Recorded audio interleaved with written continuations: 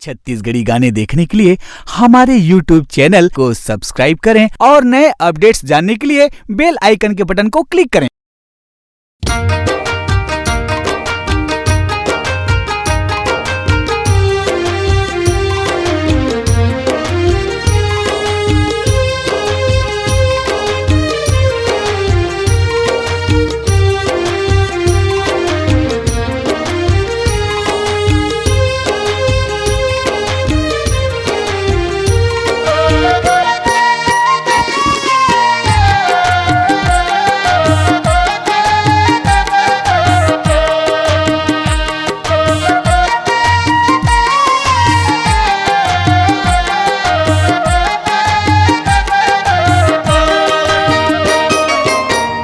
अमम पपीहा बोले बाग मजूर, अमम पपीहा बोले बाग मजूर।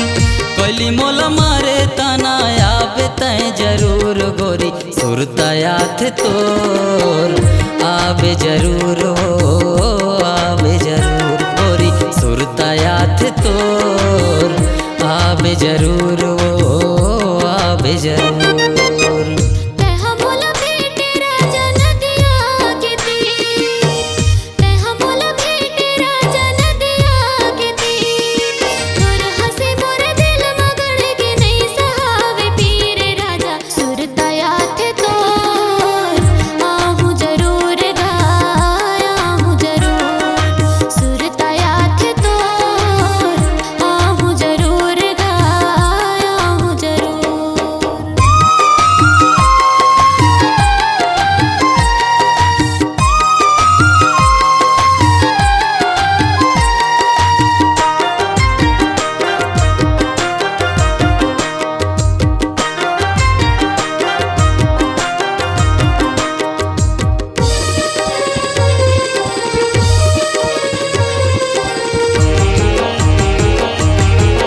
डोंगरी के तीर माँ बांसे के भीरना, वो बांसे के भीरना।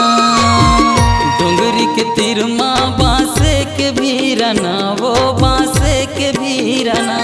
तोला देखे बार रानी कलपत है जीवरना गोरी, सुरतया थे तोर आवे जरूर हो आवे जरूर गोरी, सुरतया थे तोर आवे जरूर हो आवे जरूर।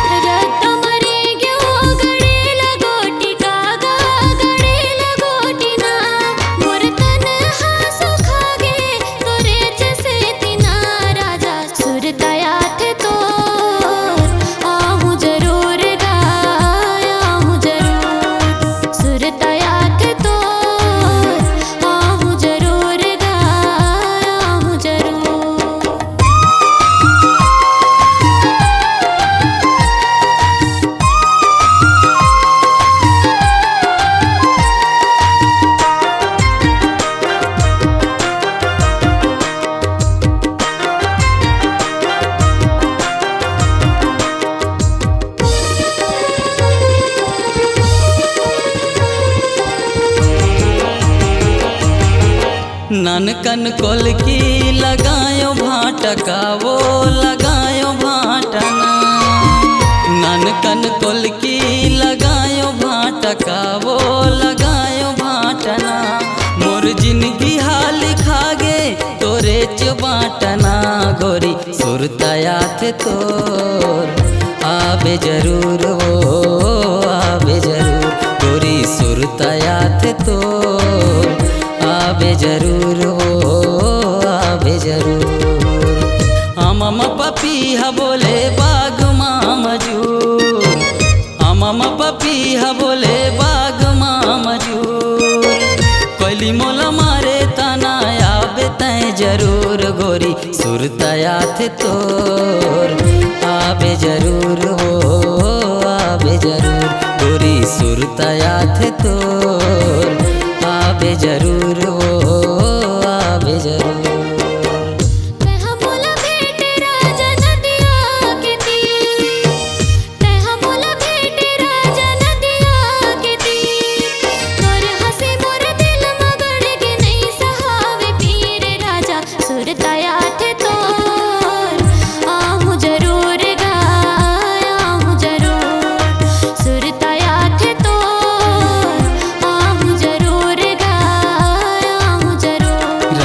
सुरतया थे तोर आबे जरूर वो आबे जरूर राजा सुरतया थे तोर आहूँ जरूर गा आहूँ जरूर रानी सुरतया थे तोर आबे जरूर वो आबे जरूर।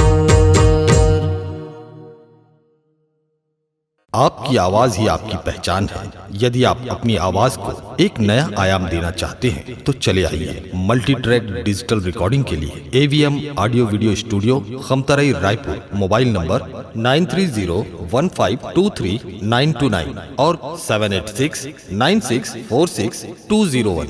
यदि आप नए एवं पुराने गीत सुनना चाहते हैं तो avmgana.com में जाकर गाना फ्री डाउनलोड करें और YouTube चैनल में AVM गाना और KK कैसेट्स को सब्सक्राइब करें।